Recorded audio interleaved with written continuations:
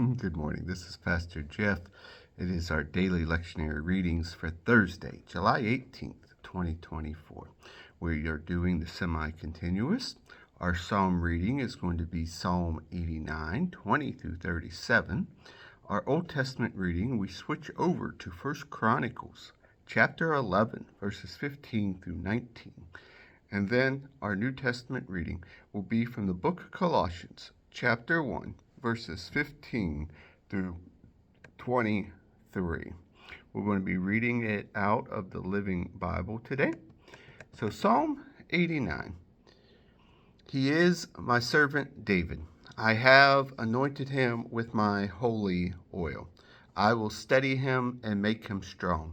His enemies shall not outwit him, nor shall the wicked overpower him.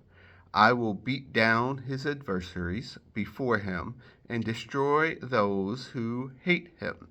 I will protect and bless him constantly and surround him with my love. He will be great because of me. He will hold sway from the Euphrates River to the Mediterranean Sea. And he will cry to me, "You are my Father, my God, and my rock of salvation." I will treat him as my firstborn son and make him the mightiest king in all of the earth.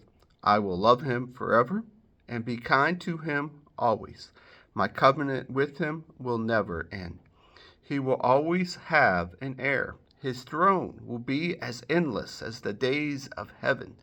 If his children forsake my laws and don't obey them, then I will punish them. But I will never completely take away my loving kindness from them, nor let my promise fail. No, I will not break my covenant. I will not take back one word of what I said. For I have sworn to David, and a holy God can never lie, that his dynasty will go on forever, and his throne will continue to the end of time. It shall be eternal as the moon, my faithful witness in the sky.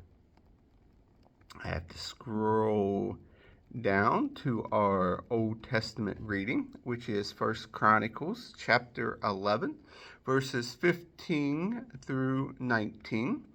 Another time, 3 of the 30 went to David while he was hiding in the cave of Adullam. The Philistines were camped in the valley of Rephaim, and David was in the stronghold at the time. An outpost of the Philistines had occupied Bethlehem. David wanted a drink from Bethlehem's well beside the gate, and when he mentioned this to the men, these three broke through to the Philistine camp, drew some water from the well, and brought it back to David.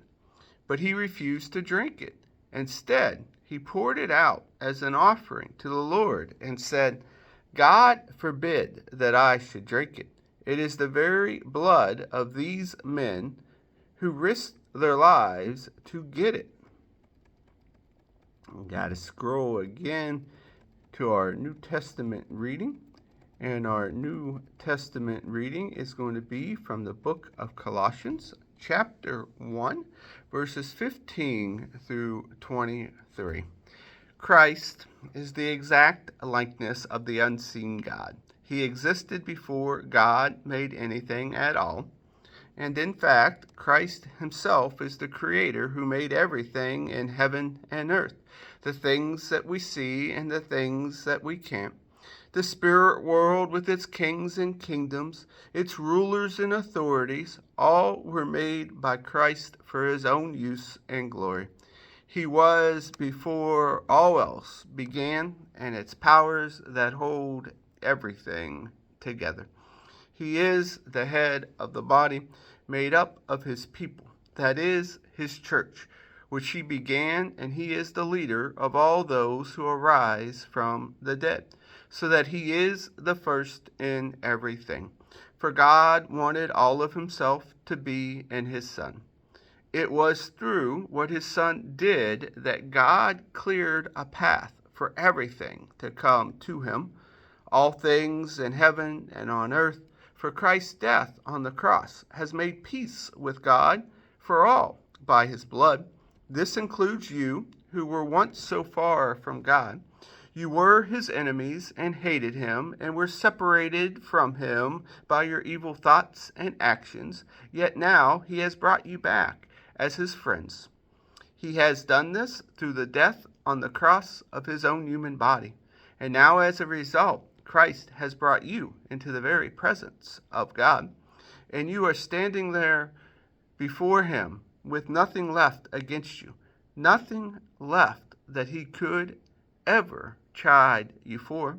The only condition is that you fully believe the truth, standing in the steadfast and firm, strong in the Lord, convinced of the good news that Jesus died for you, and never shifting from trusting him to save you. This is the wonderful news that came to each of you and is now spreading all over the world.